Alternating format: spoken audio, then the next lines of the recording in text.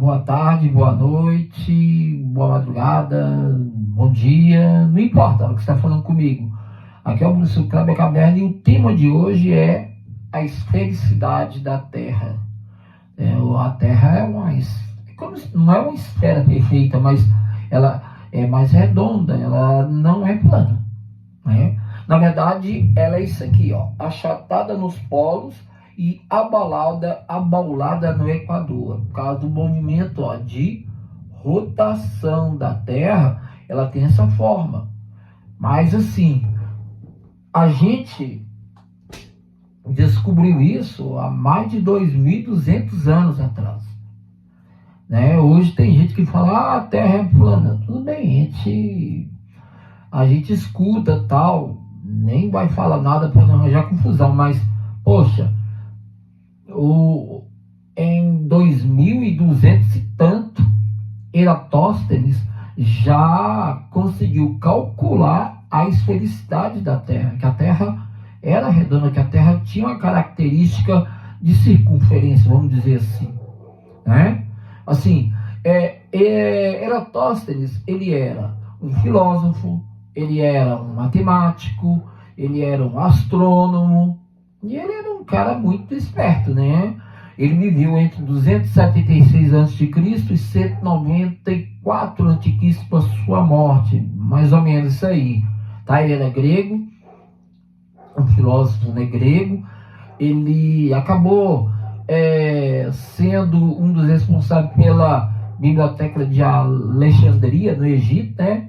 Chegou a morar em Siena e, na verdade, quando ele estava em Alexandria, perguntaram para ele por que num poço, meio-dia, você tinha a luz do sol que não clareava ele totalmente e no mesmo momento, em outro lugar, chamado Siena, as pessoas conseguiam ver a luz do poço. Na verdade, pessoal, por que tem essa curvatura aqui, tem essa inclinação aqui e não tem? Mais ou menos isso aqui, ó. Eu tenho aqui uma demonstração de como seria. Ó, você vê Siena, a luz do sol vindo no ângulo de 90 graus. E na cidade de Alexandria, ambas no Egito, né? Mais ao norte, o mesmo sol, do mesmo horário, ele tinha uma curvatura, ele tinha uma inclinação. E ele pensou, bom, tem alguma coisa estranha aí. Porque se a Terra fosse plana, ele não poderia ter essa inclinação, não poderia ter essa diferença. E ele colocou um pauzinho, uma haste, tanto Alexandria, obviamente, e a outra, ele mandou também colocar em Siena e percebeu que tinha inclinação. Porque se a Terra fosse plana, deveria ser assim. Ó, os dois paus, né? Mas a Terra não era plana, então isso aqui não poderia existir. Na verdade, era de outro jeito, vamos ver? Ele automaticamente encontrou isso aqui. Veja, existe uma certa inclinação dos paus, nos gravetinhos, né? A luz do sol não deixa sombra e o outro ele deixa uma sombra. E automaticamente, o que ele fez foi isso aqui, né? Ele pegou da cidade de Siena à cidade de Alexandria, tinha mais ou menos 800 quilômetros, tá? Que mais ou menos a distância. Hoje a gente fala quilômetro, naquela época eles falam, não era bem quilômetro, né? Eles chamavam de estadia. Mas ele encontrou 800 quilômetros, né? Que seria hoje. E aí ele descobriu, bom, ele já tinha o ângulo, né? Que era tanto na cidade de Siena como em Alexandria. Automaticamente ele mediu, provavelmente ele fez a medição em um ano, ele pegou o verão, o solstício de verão certinho, e percebeu que Alexandria existia uma diferença do ângulo que dava de 7,2 graus, e ele fez a mesma coisa no outro ano, na cidade de Siena, no mesmo horário, teoricamente, então era para ser igualzinho da que ele tinha observado, mas como ele estava 800 quilômetros mais ao sul, houve uma diferença, e aí ela dava o sol a pino, não tinha diferença de graus.